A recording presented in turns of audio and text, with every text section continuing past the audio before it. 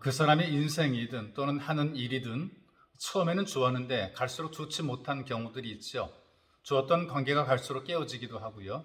그리고 처음에는 시작을 잘했던 사업이 나중에는 무너지기도 하고요. 처음에는 좋게 태어나서 나중에 인생의 마무리가 비참하게 마무리되기도 하고요. 이런 것들이 신앙에도 있습니다.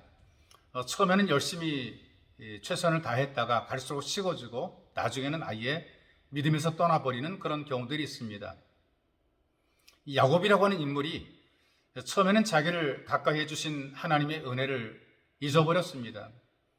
고독할 때, 두려울 때, 정말 아쉬울 때는 이런저런 헌신을 각오했었는데, 그리고 작정도 결단도 했었는데 시간이 지나면서 하나님의 은혜를 잊어버리게 된 것이죠.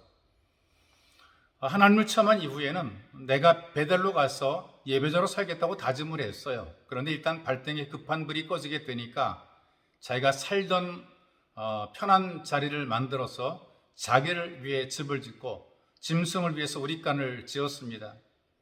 또 얼마 후에는 좀 더 넓은 곳에 가서 땅을 사고 집을 짓고 평안하게 살아보려고 한 것이죠. 먹고 살만하게 되니까 마음이 교만하게 되고 하나님과 멀어지게 됩니다. 그러다가 위기를 만나요. 외동딸인 디나가 겁탈을 당하게 되고 이 디나의 오라버니들이 동생의 복수를 위해서 그 땅의 사람들을 속여서 많은 사람을, 특별히 남자들을 모두 살해를 하는 심각한 범죄를 저지르게 됩니다. 사람이 하나님에게서 멀어지게 되니까 처음에는 살만한데 갈수록 문제가 꼬여가죠. 자녀들에게 화가 임하고 부모들의 근심이 됩니다. 잘 살아보겠다고 머물렀지만 그러나 하나님에게서는 멀어지는 자리가 되고요. 또 잘 살아보기 위해서 적당한 자리를 잡았지만 하나님께는 멀리는 자리가 된 것입니다. 근데 그때 하나님께서 고통을 주시는데 그런 고통을 통해 다시 하나님과 가까워지는 자리로 이끌어 가시죠. 멀어졌을 때에 하나님께서 가까이 해주십니다. 야곱이 처음 마음으로 신앙의 결단을 고백한 말씀 여러분들에게 소개해 드리겠습니다. 창세기 28장 18절에서 22절까지 말씀 제가 여러분들에게 읽어드립니다. 야곱이 아침에 일찍 일어나 베개로 삼았던 돌을 가져다가 기둥으로 세우고 그 위에 기름을 붓고 그곳 이름을 베델이라 하였더라. 이 성의 이름은 루스더라.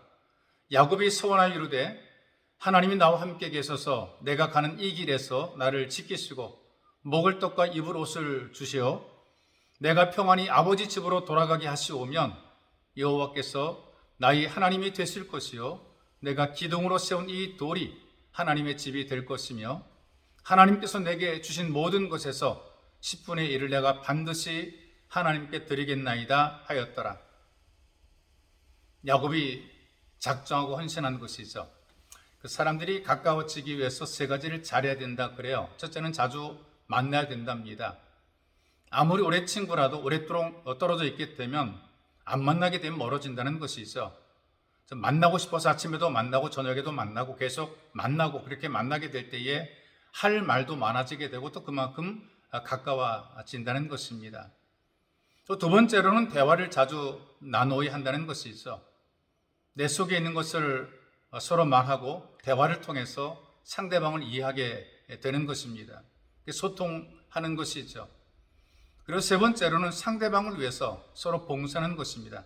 그가 어려울 때에 내가 도와주고 힘이 되어주는 것입니다. 그때 더욱더 가까워지게 되는 것이죠. 하나님과 가까워지는 방법도 마찬가지라고 생각이 돼요. 하나님과 자주 만나야 됩니다. 교회를 자주 오시고 하나님께 드리는 예배에 빠지지 말고 동참하는 것이죠. 자주 만나야 됩니다. 기도 자주 해야 됩니다. 특별히 대화를 해야 되는데 하나님께서 우리에게 주시는 말씀인 성경을 읽어야 되고 또 모든 사정을 기도로 하나님께 올려드리는 것이죠. 이런 대화가 잘 돼야 됩니다. 말씀을 듣고 내가 하나님께 기도하고 그 다음에는 서로 이제 봉사를 하는 것입니다. 주님께서는 십자가에서 죽기까지 모든 것을 내어 주었거든요.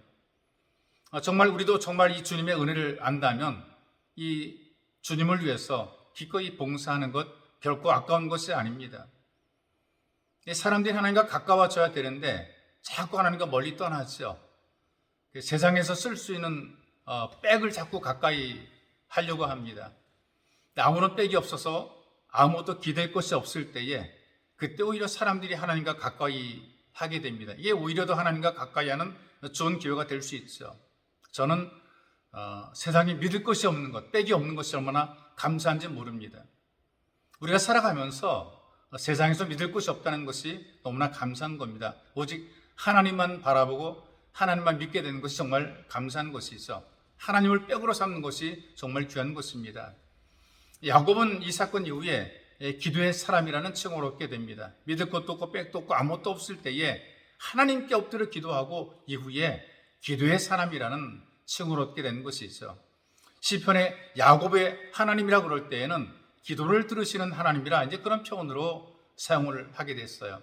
그리고 시브리서 11장에 보게 되면 야곱에 대해서 한 줄로 기록합니다. 야곱은 죽을 때에 요셉의 각 아들에게 축복하고 이렇게 얘기를 합니다. 그리고 하나님을 경배했다. 야곱은 그의 마지막 순간에도 예배로 마친 것이죠.